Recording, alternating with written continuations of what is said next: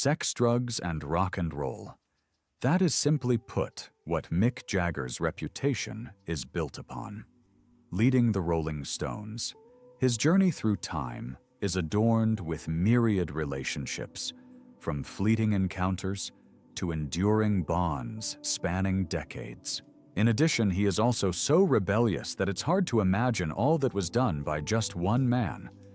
However, even though he broke all of his family's expectations, he stood on his own path and struggled with many tragedies on his own. Mick Jagger's life must be very interesting. So what are you waiting for? Let's start the video. There is a truth that Mick Jagger's glamorous and often tumultuous existence stands in stark contrast to the life his middle-class family envisioned for him. His father, Basil Joe Jagger, was a physical education teacher, and his mother, Eva Endsley Mary Scutts, was an active member of the Conservative Party and a hairdresser. The Jagger family led a relatively conventional life, far removed from the high-octane world of rock and roll that Mick would later inhabit. Despite the conventionality of his upbringing, young Mick Jagger always had a flair for performance. In an interview with The Independent, Jagger reflected on his early years, revealing a natural inclination towards entertaining others. At family gatherings long before the advent of mobile phones and instant entertainment, he would often take center stage. Everyone had to do something back then. You had to do a turn, Jagger recalled. I used to do lots of imitations. I did songs, dances, to anything. When Mick Jagger was about 14, his burgeoning passion for music drove him to seek out local bands with which he could perform. This was a clandestine endeavor kept secret from his parents. I wouldn't tell my parents what I was doing, Jagger confessed. Instead, he would find NAF rock bands and join them on stage for a few songs, relishing the thrill of performing. Despite his enthusiasm, he admitted that he didn't have a solid grasp of what he was doing at the time. It was fun, he recalled, but I don't think I really knew anything of what I was doing.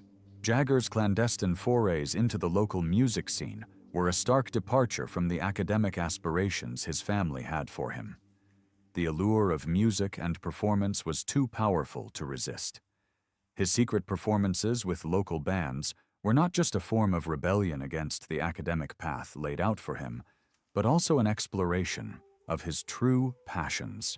These early experiences on stage, though informal and unstructured, were crucial in developing his confidence and stage presence.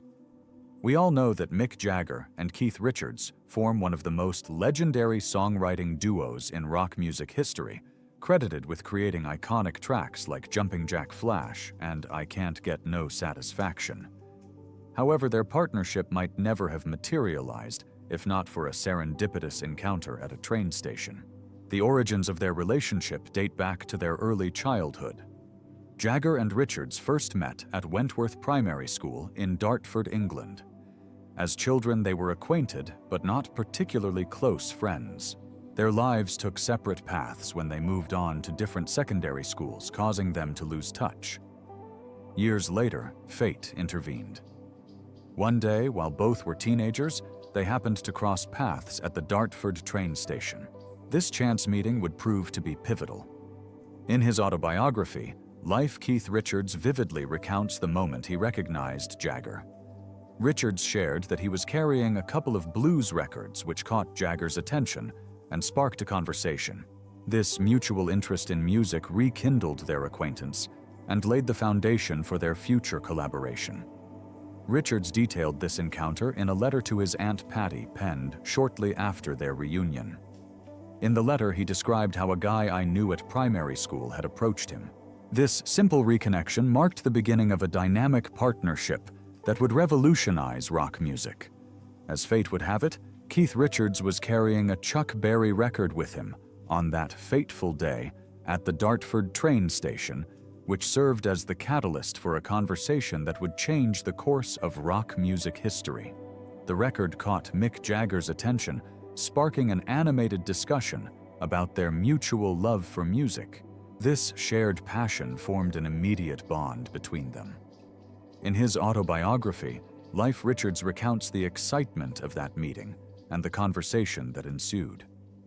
He described Jagger as someone deeply entrenched in the music scene, noting how Jagger possessed every record Chuck Berry had ever made. Richards enthusiastically noted that Jagger and his friends were avid fans of real rhythm and blues R&B music. This shared enthusiasm for R&B, which was relatively niche in Britain at the time, was a significant common ground for the two teenagers. Following their encounter, Richards felt compelled to reconnect with Jagger, realizing the potential of their musical camaraderie. He looked up his old primary schoolmate and discovered that Jagger's passion for music was matched by an impressive talent. In a letter to his Aunt Patty, Richards gushed about his rediscovered friend. He described Jagger as the greatest R&B singer this side of the Atlantic, emphasizing his genuine admiration for Jagger's vocal ability. This was no casual compliment. Richards was profoundly impressed by Jagger's singing prowess, a sentiment that foreshadowed their successful collaboration. Given Mick Jagger's reputation as an anti-establishment figure, fans might be surprised to learn that he was studying finance and accounting at university when he joined the Rolling Stones. Jagger was a student at the prestigious London School of Economics, LSE, a path that reflected the academic aspirations of his middle-class family, who had envisioned a conventional and stable career for him.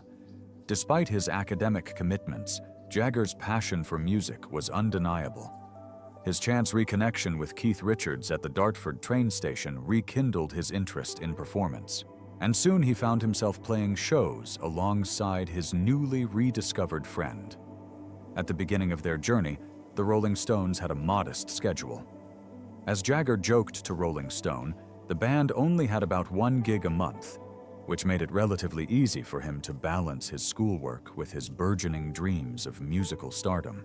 "We just couldn't get any work," the singer added, highlighting the band's initial struggle to secure regular performances.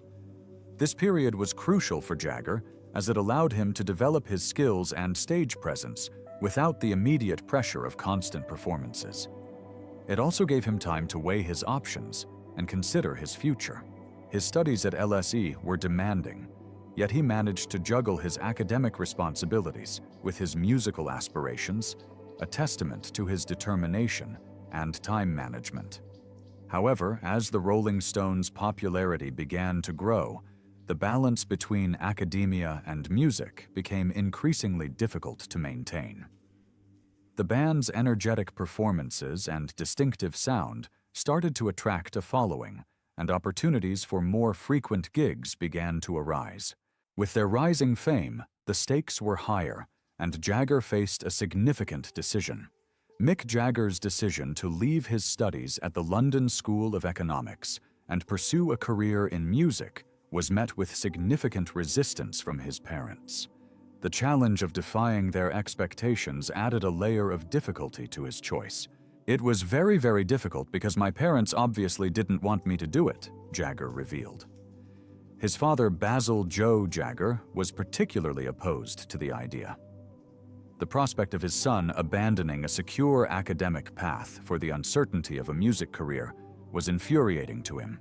Jagger admitted, "My father was absolutely furious at the idea of me dropping out. I'm sure he wouldn't have been so mad if I had volunteered to join the army. Anything but this." The pressure from his family compounded the already daunting nature of his decision.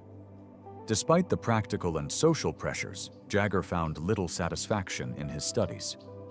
He described his finance and accounting courses as dull, which further fueled his desire to explore a different path. "It was totally stupid to chase music as a career," Jagger acknowledged, reflecting on the risky and unconventional nature of his choice. Yet his dissatisfaction with his academic life made the alternative pursuing music seem more appealing, despite its inherent uncertainties. Years later, Jagger expressed some regret over not exploring other potential career paths. In an interview with the BBC, he reflected on the idea of having a different profession. "I thought of being a journalist," once he confessed. This consideration highlighted his intellectual curiosity and the breadth of his interests beyond music. Jagger recognized the unique challenges and demands of journalism, noting that it would have been a more intellectually stimulating pursuit compared to his career as a rock singer. Jagger's reflection on his career choice revealed a complex relationship with his success. While he acknowledged the immense impact and fulfillment he found in music, he also noted that being a rock singer did not fully satisfy his intellectual ambitions. It's slightly intellectually undemanding being a rock singer, but you know you make the best of it, he stated. This candid admission showcased his awareness of the trade-offs he made and his efforts to find meaning and satisfaction within the realm of his chosen profession. During their early days, the Rolling Stones built their reputation by performing covers of popular songs. Before Mick Jagger and Keith Richards became renowned songwriters in their own right, they received a significant boost from none other than the Beatles. One of the Rolling Stones' first hits was "I Wanna Be Your Man," a song written by John Lennon and Paul McCartney.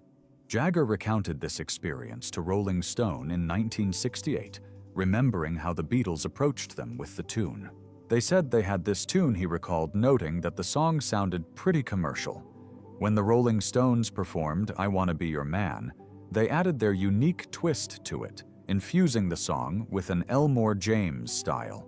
This approach distinguished their version from the Beatles' original, showcasing the band's ability to take a piece and make it their own.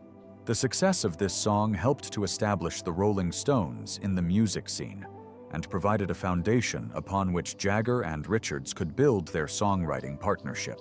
The relationship between the Rolling Stones and the Beatles was both competitive and collaborative. Despite being portrayed as rivals by the media, the two bands maintained a friendly rapport. This camaraderie was evident when Jagger later inducted the Beatles into the Rock and Roll Hall of Fame. During his speech, he highlighted the influence the Beatles had on the Rolling Stones, particularly in terms of songwriting. The example of the way they wrote and the original way they crafted their songs wasn't lost on us. Jagger said, acknowledging the impact Lennon and McCartney's songwriting had on him and Richards. The early rivalry between the two bands was largely fueled by their fans and the press, but beneath this competitive surface lay mutual respect and admiration. The Beatles and the Rolling Stones often supported each other both publicly and behind the scenes. The friendly relationship they shared allowed for moments of collaboration, such as the gifting of "I Wanna Be Your Man," which played a crucial role in the Rolling Stones' early success. When Mick Jagger and Keith Richards embarked on the journey of songwriting, their manager Andrew Oldham took drastic measures to jumpstart their creative process. According to the biography, Marianne Faithfull, as years go by, Oldham locked Jagger and Richards in a kitchen for a night with a simple directive: don't come out without a song. This unconventional approach to songwriting would prove to be a pivotal moment in the Rolling Stones' career. Keith Richards vividly described this unique writing session, highlighting the pressure and intensity of the experience. "So what Andrew Oldham did was lock us up in the kitchen for a night," Richards revealed. The confines of the kitchen became their creative crucible as they grappled with the challenge of crafting their own original material. The pressure cooker environment forced them to confront their creative limitations and push past them, resulting in a burst of inspiration. The outcome of this unconventional writing session was a song that would become a hit for singer Marianne Faithfull. While the song was unlike the typical Rolling Stones material, its success demonstrated the versatility and range of Jagger and Richards' songwriting abilities. Richards acknowledged this departure from their usual style, noting it was unlike most Rolling Stones material. But that's what happens when you write songs. This early success outside of their own band served as validation for their songwriting prowess and encouraged them to continue exploring new creative avenues. Despite the initial struggle to produce songs for their own band, Jagger and Richards eventually hit their stride. The breakthrough came with the composition of "I Can't Get No Satisfaction," a song that would become one of the Rolling Stones' most iconic hits. Once they had written this seminal track, the floodgates opened and they began churning out a string of chart-topping hits that would define their career. Mick Jagger's electrifying stage presence and iconic dance moves have long been a defining aspect of the Rolling Stones' live performances. His dynamic and charismatic movements have captivated audiences for decades, inspiring countless imitators and even becoming the subject of popular songs like Maroon 5's Moves Like Jagger. However, the origins of Jagger's distinctive dancing style have been a subject of debate and speculation. One often cited account comes from the legendary Tina Turner, who shared a close friendship and professional relationship with Jagger. Turner, who described Jagger as being like a brother to her, claimed to have played a significant role in shaping his dancing prowess. In a 2017 interview with the Daily Mail, Turner revealed that Jagger had expressed a desire to learn how to dance, and she willingly took on the role of mentor. "Mick wanted to dance, and I was a dancer, but he never gave me the credit," Turner remarked playfully, suggesting that Jagger had downplayed her influence on his dancing abilities. According to Turner's recollection, she and the girls introduced Jagger to the pony dance move in a dressing room. The pony, a popular dance style characterized by rhythmic hip movements and a bouncing motion, became one of Jagger's signature moves and a staple of his on-stage repertoire. Turner's account suggests a collaborative and supportive relationship between the two performers, with Jagger drawing inspiration and guidance from Turner's expertise as a dancer. While there have been various accounts attributing the origins of his dancing prowess to different influences, Jagger himself credited his mother with his initial dance training. In an interview with his brother Christopher for Rolling Stone, Jagger fondly recalled his childhood dance lessons with his mother. "Mom tried to teach me," he recounted, "and we waltzed around the living room to the strains of Victor Sylvester." These intimate memories painted a picture of a young Jagger awkwardly attempting to master the art of dance under his mother's guidance. Despite his best efforts, Jagger admitted that he was hopeless during these early lessons. The image of mother and son gliding awkwardly across the living room floor with Jagger trying his best not to step on his mother's toes offered a glimpse into the formative experiences that would eventually shape his iconic stage persona. While Jagger's initial forays into dance may have been less than graceful, his perseverance and determination to improve laid the groundwork for his future success. Over time, he would hone his skills and develop a distinctive style that would become synonymous with the Rolling Stones' performances. In addition to his mother's influence, Jagger also drew inspiration from soul legend James Brown. Reflecting on Brown's impact on his own approach to performance, Jagger described him as a huge influence. It wasn't just Brown's dance moves that captivated Jagger. It was the unparalleled energy and passion that Brown infused into his performances that truly resonated with him. It wasn't just the moves he made, Jagger remarked. It was the energy he put into it that was amazing. The Rolling Stones' tumultuous relationship with the media, particularly in the 60s and 70s, was marked by controversy and rebellion. Their defiance of societal norms and penchant for hedonistic pursuits often landed them in the headlines, with one of the most infamous incidents being the Redlands bust of 1967. The events leading up to the Redlands bust began with a seemingly innocuous chauffeur hired by Keith Richards. This chauffeur, whose identity remains undisclosed but is referred to as Mick, played a pivotal role in the unfolding drama. It was reported that Mick had provided an anonymous tip to the notorious tabloid News of the World, alerting them to a supposed sex and drugs bacchanal planned at Richards' residence. Armed with this information, News of the World wasted no time in passing it along to the authorities. The police, acting on the tip-off, swiftly descended upon Richards' house, poised to raid the premises in search of illegal substances. What they encountered upon their arrival was a scene that would become legendary in the annals of rock history. Contrary to their expectations of a drug-fueled party, the police were greeted by a rather unexpected sight. Mick Jagger's girlfriend, the iconic Marianne Faithfull, naked under a fur rug. The discovery of Faithfull in this compromising position became the focal point of media attention, overshadowing any evidence of drug use that the police may have been searching for. While most of the illegal substances had been cleverly concealed in time, Jagger found himself arrested and charged with possessing 4 amphetamine pills that were found in his jacket. However, what ensued was not just a legal battle, but a testament to the loyalty and solidarity among the Rolling Stones and their inner circle. Despite Marianne Faithfull admitting that the pills belonged to her, Jagger refused to let her shoulder the blame alone. This act of loyalty and integrity showcased Jagger's character and sense of responsibility, even in the face of potential consequences. Meanwhile, Keith Richards and their art dealer Robert Fraser faced even heavier charges for the drugs found in their possession. The severity of the charges and the looming threat of prison sentences cast a dark shadow over the Rolling Stones' future. However, they found unexpected support in the form of public outcry and advocacy from influential figures. The turning point came with a remarkable article in The Times penned by William Rees-Mogg, a typically conservative editor. Rees-Mogg's article passionately argued that the punishment meted out to Jagger and his associates was unjust and disproportionate.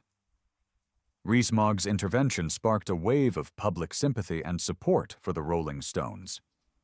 His article not only highlighted the flaws in the legal proceedings, but also underscored the broader cultural significance of the case.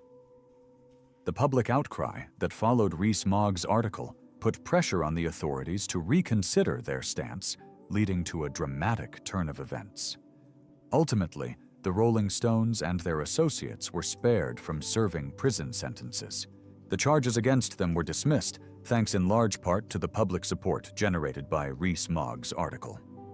The bandmates emerged from the ordeal with their reputations intact, having weathered a storm that could have derailed their careers and tarnished their legacy. The Altamont Free concert, held in December 1969, is often remembered as one of the darkest chapters in rock history. What was meant to be a celebration of music and countercultural unity descended into chaos and tragedy, culminating in a series of violent incidents that shocked the world. At the center of the controversy was the Rolling Stones frontman Mick Jagger, whose life was nearly claimed in the turmoil that ensued. The decision to hire the Hells Angels motorcycle gang as security for the concert proved to be a catastrophic mistake. Far from maintaining order, the Hells Angels' presence only exacerbated tensions and fueled the atmosphere of lawlessness. As the day wore on and the situation grew increasingly volatile, clashes erupted between concert-goers and the Angels, escalating into a full-blown melee. Amidst the chaos, tragedy struck when an 18-year-old fan named Meredith Hunter was stabbed to death by a member of the Hells Angels. The horrific incident, captured on film, sent shockwaves through the crowd and cast a pall over the entire event. For many, Hunter's death symbolized the violent and tumultuous end of the idealistic optimism of the 60s, marking a sobering reality check for the countercultural movement. In the aftermath of the Altamont Free concert, Mick Jagger found himself at the center of a storm of controversy and condemnation. As the de facto leader of the Rolling Stones, he bore much of the blame for the disastrous decision to hire the Hells Angels as security. Jagger was haunted by the knowledge that the concert, intended as a celebration of peace and love, had ended in tragedy on his watch. The revelations brought to light by a BBC radio documentary in 2008 added another chilling layer to the tumultuous saga surrounding the Altamont Free concert and its aftermath. According to former FBI agent Mark Young, some members of the Hells Angels harbored a deep-seated grudge against Mick Jagger, blaming him for the fallout from the disastrous concert. As Young detailed, these embittered Hells Angels devised a sinister revenge plot aimed at the Rolling Stones frontman. Their plan was nothing short of audacious and brutal. They intended to infiltrate Jagger's Long Island residence and exact lethal retribution for what they perceived as his betrayal in firing their security forces. The Hells Angels' revenge scheme was meticulously crafted and fueled by a potent mix of anger, resentment, and a thirst for vengeance. They assembled their forces and gathered weaponry in preparation for the assault on Jagger's home. The plan was to embark on a boat journey to Long Island, where they would carry out their deadly mission under cover of darkness. However, fate intervened in a most unexpected and dramatic manner. As the Hells Angels set out on their ill-fated voyage, a sudden and violent storm descended upon them with ferocious intensity. The storm's fury unleashed chaos upon the watercraft, threatening to capsize it and plunge its occupants into the treacherous depths of Long Island Sound. In a twist of fate that bordered on the miraculous, the storm that had thwarted the Hells Angels' murderous plot also spared their lives. Struggling against the elements, they narrowly escaped a watery grave, their boat battered and nearly sunk by the tempestuous seas. As Young recounted, the bikers emerged from the ordeal, shaken but alive, their nefarious plans dashed by the merciless force of nature. The tragic demise of Brian Jones in 1969 marked a profound turning point in the history of the Rolling Stones, casting a long shadow over the band and forever altering its trajectory. As one of the original founding members of the group, Jones had been instrumental in shaping their early sound and image. However, his gradual descent into a spiral of drug abuse and legal troubles had taken a toll on both himself and the band. Mick Jagger, who had emerged as the de facto leader of the Rolling Stones over the years, found himself grappling with the increasingly erratic behavior of his longtime bandmate. Jones's struggles with substance abuse and legal issues had reached a critical juncture, impacting his ability to fulfill his responsibilities within the band. As tensions mounted and Jones's condition deteriorated, Jagger was forced to confront the difficult reality that his friend and colleague was no longer capable of fulfilling his role in the group. In a moment that would reverberate through the music world, Jagger made the heartbreaking decision to part ways with Jones, effectively severing ties with one of the band's founding members. According to Christopher Anderson's biography, Mick Jagger took the decisive step of firing Jones, citing his inability to commit to the demands of touring and recording. It was a painful and contentious decision, but one that Jagger believed was necessary for the band's survival. Jones's departure from the Rolling Stones marked the end of an era and ushered in a new chapter in the band's history. In the wake of his exit, Jagger wasted no time in seeking out a replacement determined to keep the band moving forward despite the loss of their original founder. His search led him to Mick Taylor, a young and talented guitarist whose virtuoso playing would breathe new life into the Rolling Stones sound. The passing of Brian Jones, a founding member of the Rolling Stones, sent shockwaves through the music world and marked the end of an era. Less than a month after his departure from the band, Jones was tragically found dead at his home in Sussex, leaving behind a legacy tinged with both brilliance and turmoil. Despite the passage of time, questions and rumors surrounding the circumstances of his death continue to linger, shrouding the event in mystery and speculation. In the wake of Jones's untimely passing, his former bandmates grappled with grief and disbelief, struggling to come to terms with the loss of their friend and collaborator. The Rolling Stones paid tribute to Jones in a poignant and symbolic gesture at their Hyde Park concert, a moment immortalized by the observer. Mick Jagger, the band's charismatic frontman, took to the stage to read a moving poem by Percy Bysshe Shelley, his words echoing across the crowd in a solemn tribute to their fallen comrade. As Jagger recited the verses, butterflies were released into the air, their delicate wings carrying the spirit of Jones aloft amidst the sea of mourners below. Despite the outpouring of emotion and the solemnity of the occasion, Mick Jagger remained steadfast in his denial of any personal culpability or guilt in Jones's demise. In a revealing interview with Rolling Stone in 1985, Jagger offered a candid reflection on his relationship with his former bandmate, acknowledging his own shortcomings and the complexities of their dynamic.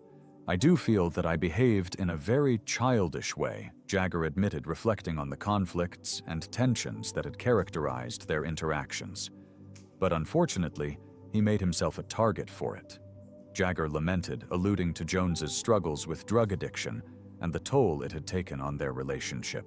In 1971, Amid mounting frustrations with the British government and facing crippling financial implications, Mick Jagger and the Rolling Stones made a momentous decision to bid farewell to their homeland. The catalyst for their departure was the British Labour government's implementation of new tax rates, which posed a dire threat to the band's financial stability and artistic freedom. And the Rolling Stones' decision to leave the UK was driven by a confluence of factors, chief among them being the band's acrimonious split with their former manager Alan Klein. The fallout from this contentious breakup had left the band's finances in disarray, with their earnings severely depleted and their future prospects uncertain. Faced with the prospect of losing a staggering 93% of their income to the government's exorbitant tax rates, the Rolling Stones found themselves backed into a corner with few viable options remaining. In a bold move aimed at safeguarding their financial interests and preserving their creative autonomy, the Rolling Stones embarked on a transformative journey that would take them far from the familiar streets of their native England. Setting their sights on the sun-drenched shores of the south of France, the band established a makeshift recording studio in the picturesque surroundings of Villefranche-sur-Mer, where they would commence work on what would become one of their most iconic albums, Exile on Main Saint. The decision to record Exile on Main Saint in the south of France was not merely a practical response to punitive tax rates.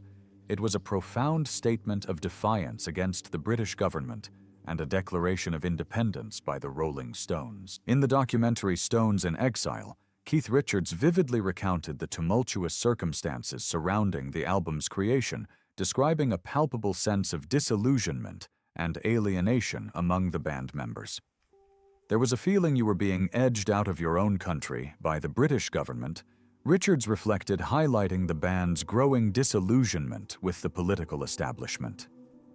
Despite their status as cultural icons and musical trailblazers, the Rolling Stones found themselves marginalized and ostracized by the very government they had once called home.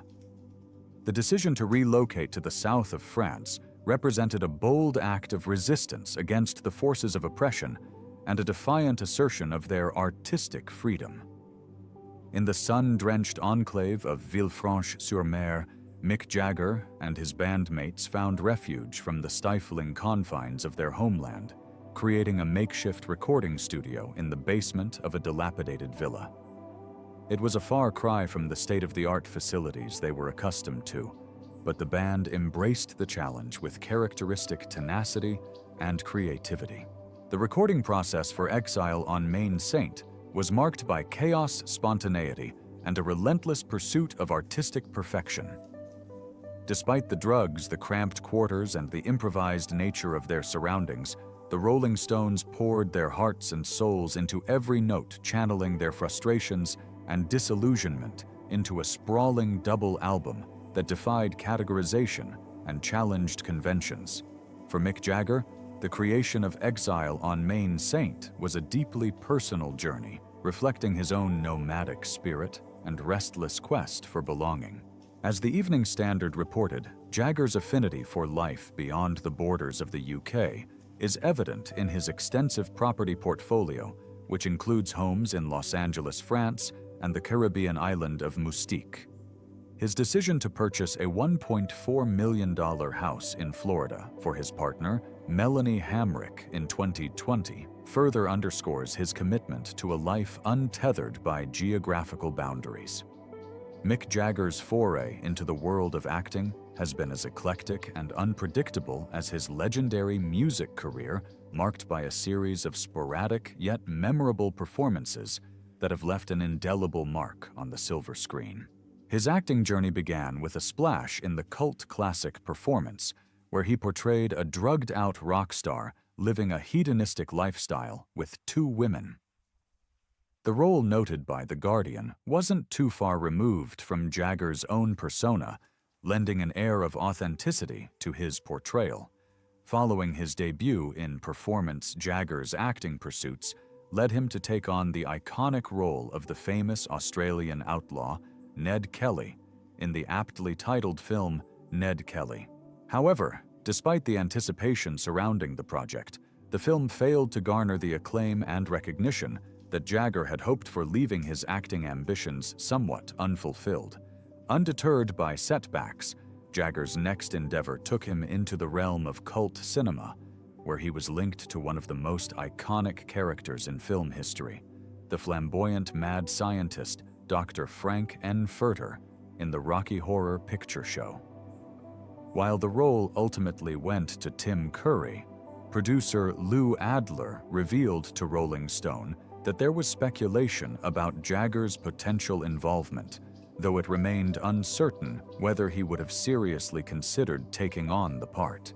Jagger's aspirations in the world of acting didn't end with cult classics and iconic characters.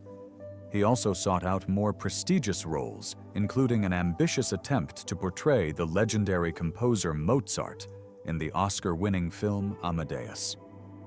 Despite his efforts, the role ultimately eluded him, highlighting the competitive nature of the industry and the challenges faced by actors in securing coveted roles.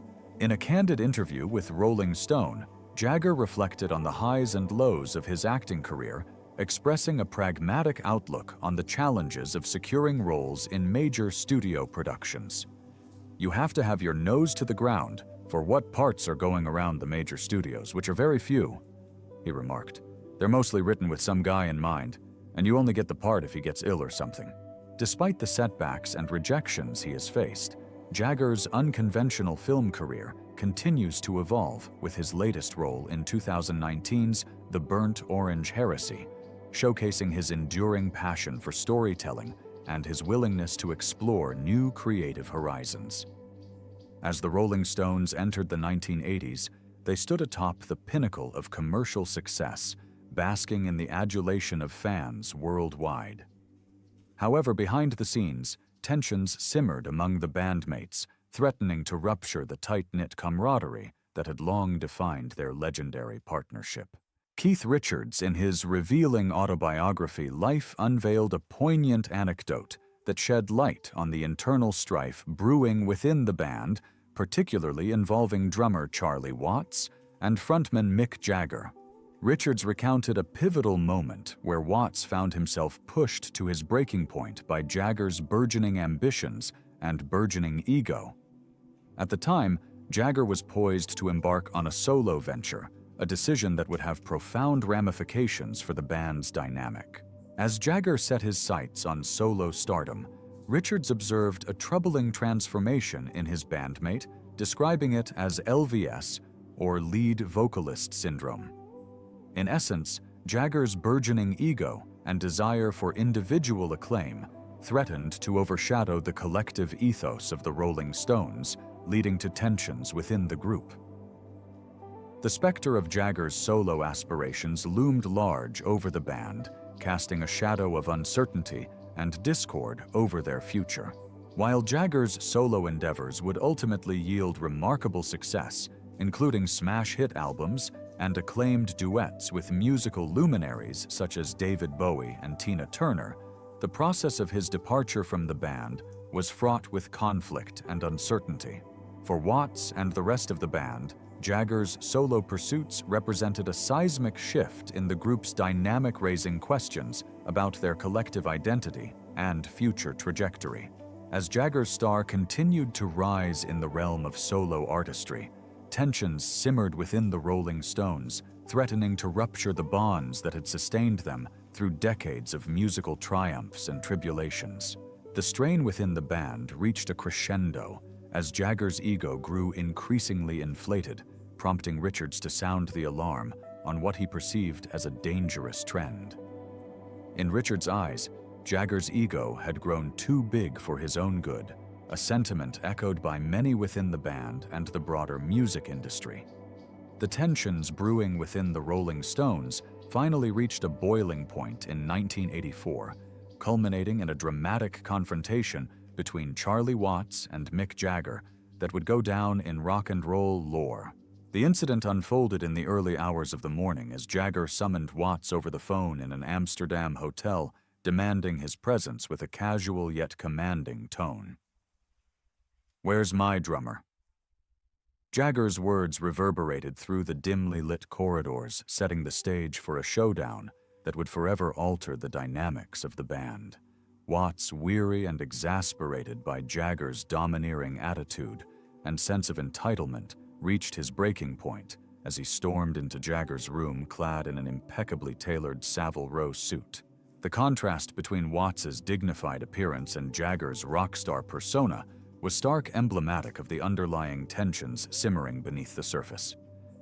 In a moment of unbridled fury, Watts confronted Jagger, his words dripping with indignation and defiance.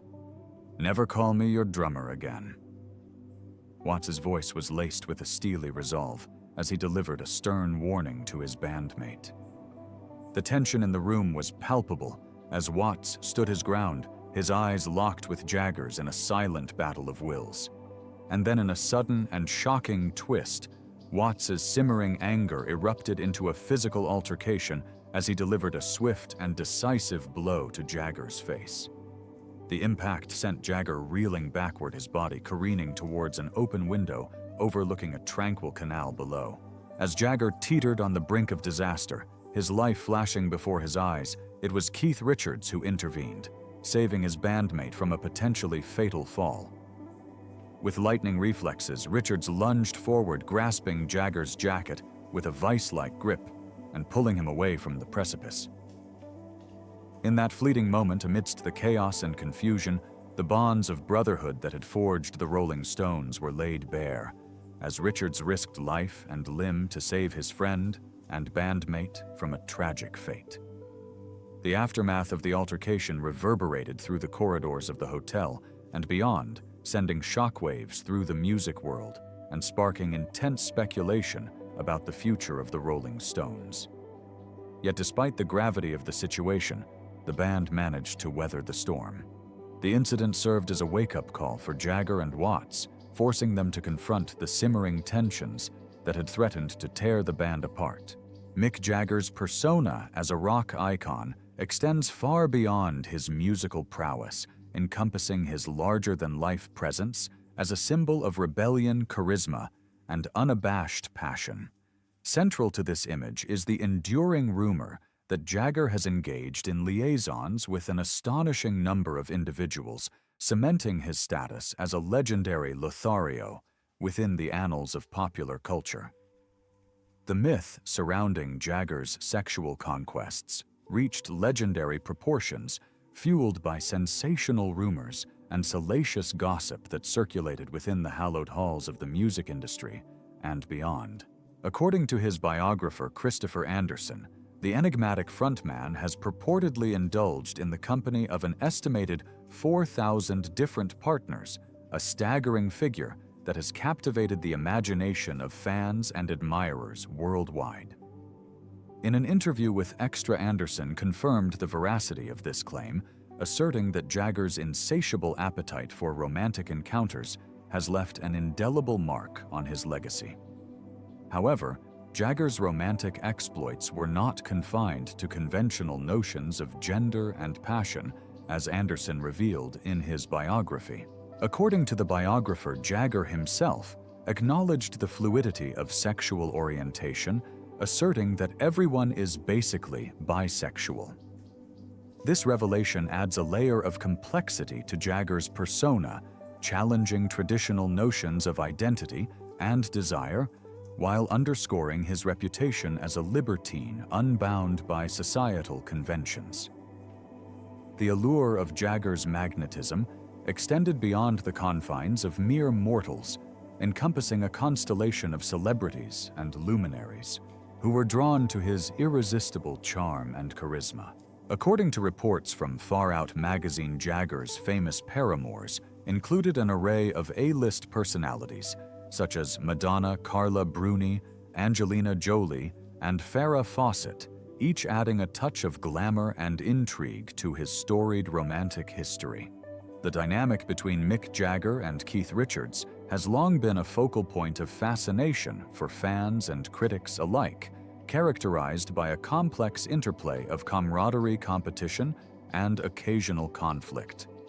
However, the revelation of an alleged affair between Jagger and Anita Pallenberg a girlfriend of Richards and co-star in the film Performance, added a new dimension of intrigue to their storied relationship. In his candid autobiography, Life Richards offered a candid glimpse into the tumultuous dynamics within the Rolling Stones, shedding light on his suspicions regarding Jagger's alleged dalliance with Pallenberg.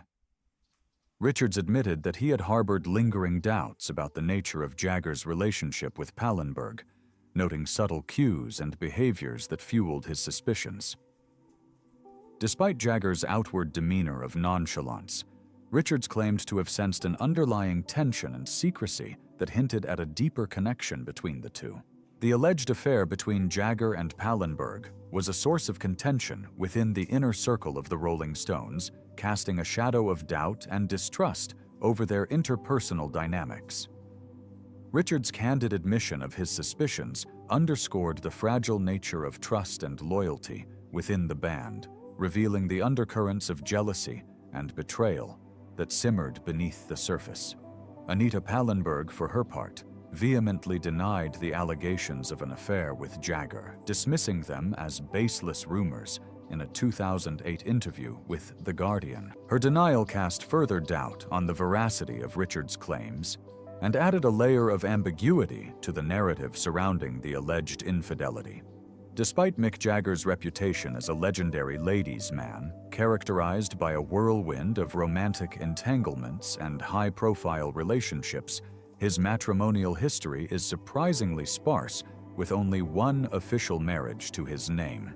The union in question between Jagger and Nicaraguan-born Bianca Perez Mora Matias took place amidst the sun-drenched splendor of Saint-Tropez in 1971, marking a fleeting moment of domestic bliss amid the tumultuous whirlwind of Jagger's rock and roll lifestyle. The wedding of Mick and Bianca Jagger captured the attention of the world as the glamorous couple exchanged vows in a lavish ceremony attended by a constellation of celebrities, socialites, and luminaries from the worlds of music, fashion, and entertainment. Against the backdrop of the French Riviera, Jagger and his radiant bride embarked on a journey of marital bliss, their union symbolizing a union of love and passion that transcended the confines of fame and fortune. However, despite the public perception of Jagger's marriage to model Jerry Hall, the legality of their union would come under scrutiny years later, casting a shadow of doubt over their purported marital status. In 1999, as reported by The Guardian, Jerry Hall initiated divorce proceedings against Jagger, seeking to dissolve their union and move on with her life. However, the proceedings took a dramatic turn when Jagger's legal team issued a startling statement contesting the validity of the marriage on the grounds that Mick Jagger and Jerry Hall were not in fact legally married. Spanning over 2 decades, Jagger and Hall's relationship yielded 4 children, a testament to the enduring bond between the two, despite the tumultuous nature of their union. However, the legitimacy of their marriage came under scrutiny following their 1990 wedding ceremony in Bali, Indonesia. In a stunning revelation, it emerged that the ceremony had been overseen by a Hindu priest and lacked the necessary documentation to be recognized as a legally binding marriage. According to Jagger's legal team, the absence of official documents and authorization from the British consulate cast doubt on the validity of the marriage. Furthermore, Jagger asserted that the ceremony had only one witness, further complicating the legal status of their union. In light of these revelations, Jerry Hall's claim of adultery against Jagger took on a new dimension, as the absence of a legally recognized marriage meant that Jagger's extramarital liaisons technically did not constitute adultery. According to CNN, Jagger has fathered a total of 8 children by 5 different women, a testament to his enduring fertility and penchant for romantic entanglements. This complex familial landscape includes a diverse array of relationships and partnerships, each contributing to the rich tapestry of Jagger's personal life. In addition to his 8 children, Jagger also boasts 5 grandchildren, a testament to the enduring legacy of the Jagger dynasty. The arrival of his great-grandson Ezra in 2014 marked a new chapter in the Jagger family saga, adding another layer of depth and complexity to their storied lineage. However, the most surprising addition to the Jagger clan came in 2016 with the birth of his youngest son, Devereux Octavian Basil Jagger, as reported by The Guardian. Born to ballerina Melanie Hamrick, who is 44 years Jagger's junior, Devereux's arrival captured the attention of the world, sparking widespread fascination and intrigue. Devereux's name carries a rich symbolism that reflects his unique place within the Jagger family tree. His middle name, Octavian, pays homage to his status as the 8th child of Mick Jagger, while the name Basil serves as a tribute to Jagger's father, adding a poignant touch of familial homage to his moniker. The arrival of Devereux also sparked playful banter among Jagger's bandmates, with Keith Richards jokingly suggesting that it was time for the snip for the prolific rocker. Richards' tongue-in-cheek remarks made to WSJ magazine underscored the lighthearted camaraderie that exists among the members of the Rolling Stones, even as they navigate the complexities of fame, family, and fatherhood.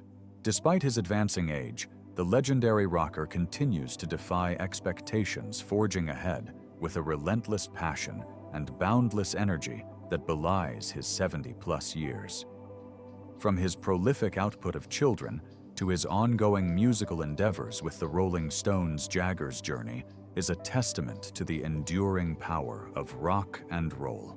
At the heart of Jagger's remarkable career is the enduring legacy of the Rolling Stones, a band that has transcended generations and musical genres to become a global phenomenon. Despite the passage of time, the band's indomitable spirit and electrifying stage presence continue to captivate audiences around the world. Their no-filter tour, which attracted legions of fans prior to Jagger's temporary withdrawal due to heart valve surgery, underscored the band's enduring popularity and unmatched appeal. The Rolling Stones' remarkable resilience and longevity were further exemplified by the success of their reissued album, Goat's Head Soup, which soared to the top of the official UK charts in 2020.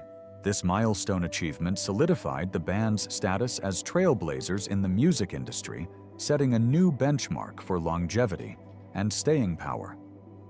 Moreover, the Rolling Stones' record-breaking concerts in 2007, as documented by Reuters, cemented their status as the undisputed champions of live performance.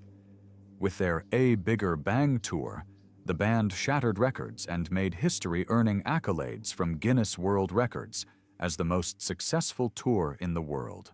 The staggering financial success of the tour, which reportedly generated a jaw-dropping $437 million in revenue, further underscored the band's unrivaled commercial prowess and global appeal. Amidst their continued triumphs on the stage and in the charts, Mick Jagger has emerged as a towering figure in the realm of celebrity wealth, amassing an impressive net worth of $500 million according to Celebrity Net Worth. This staggering fortune is a testament to Jagger's multifaceted career as a musician, performer, and cultural icon, solidifying his status as one of the wealthiest and most influential figures in the entertainment industry. What do you think about Mick Jagger's life? Leave us your comments in the section below. We hope you have found this helpful video. Don't forget to leave a like, share, and subscribe to the channel if you like it. Thank you for watching this, and see you in the next videos. Goodbye.